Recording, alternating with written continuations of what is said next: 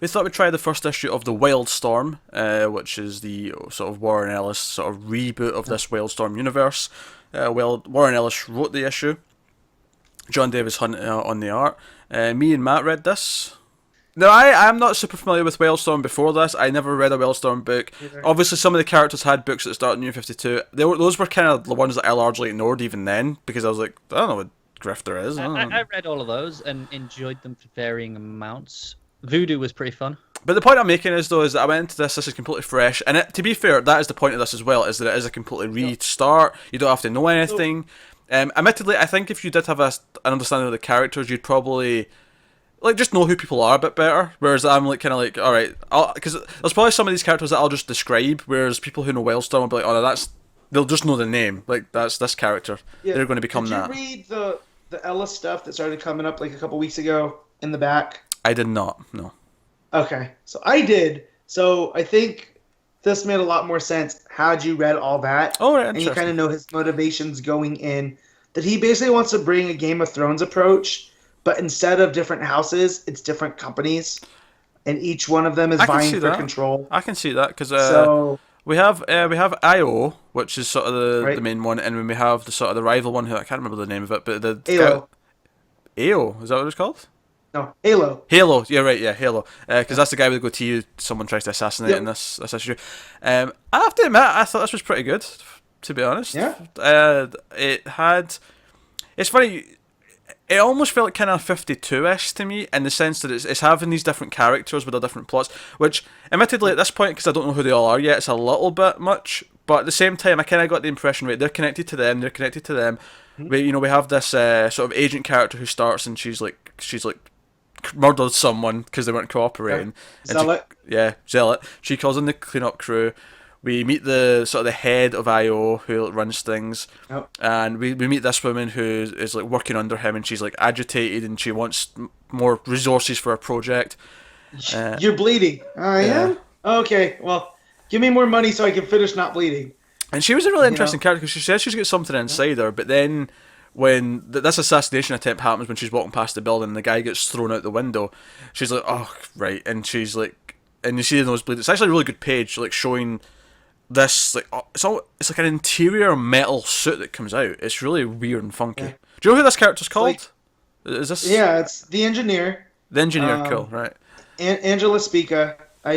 So I think she's going to be the de facto main character because a lot of that Wildstorm by Ellis, he kept talking about her. Yeah, it felt like because she's kind of in the middle. Because you find out she works for IO, but a branch of IO. So she works for the owner. It also, the guy who runs it. Yeah, it also seemed like IOs are the ones who actually wanted this guy dead.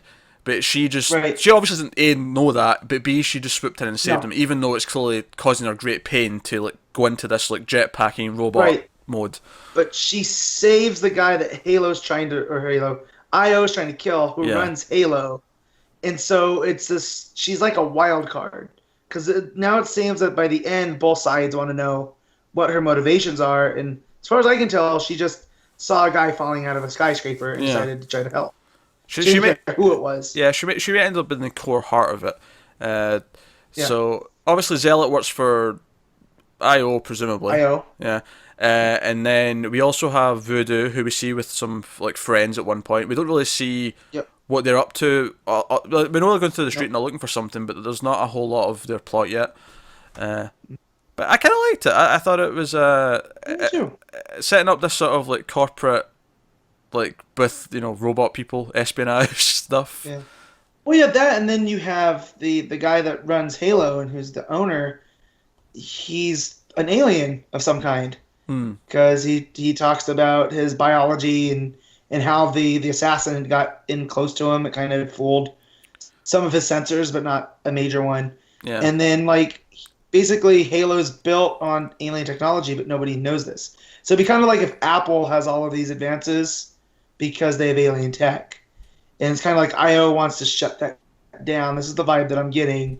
Not just because they're a competitor, because what does it mean if humans are interacting with alien technology and don't know? There's this whole shadowy type thing to it. Yeah, but I do one's really in the clear. I do really like this engineer in the middle kind of aspect to it, though. I think without her it would be a lot less interesting to me, but because she's in the middle and she is very conflicted and she does seem like a very troubled character but will jump in and do the right thing. Like that gives it this like you say wild card element in the middle that makes it a lot more interesting. But no, I think we know it's going to be 24 issues because it's got a sort of little timeline at the top of the cover says 1 to 24. This was number 1.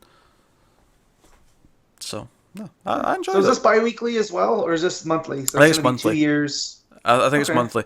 No, I'm not going to keep reading it monthly because we got a lot of DC books to read. But I definitely am interested in reading the trades when the time comes and binge reading it.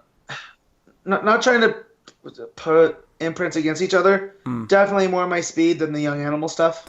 I would agree, based on the ones I read. Although I did like Mother Panic from the first issue, but I do definitely think this appeals. This feels more at the start of a good TV show than those did, if that makes sense. Yeah, I wasn't. My brain didn't break after reading this, and there's a lot of heavy concepts. Like after Doom Patrol. So. Yeah.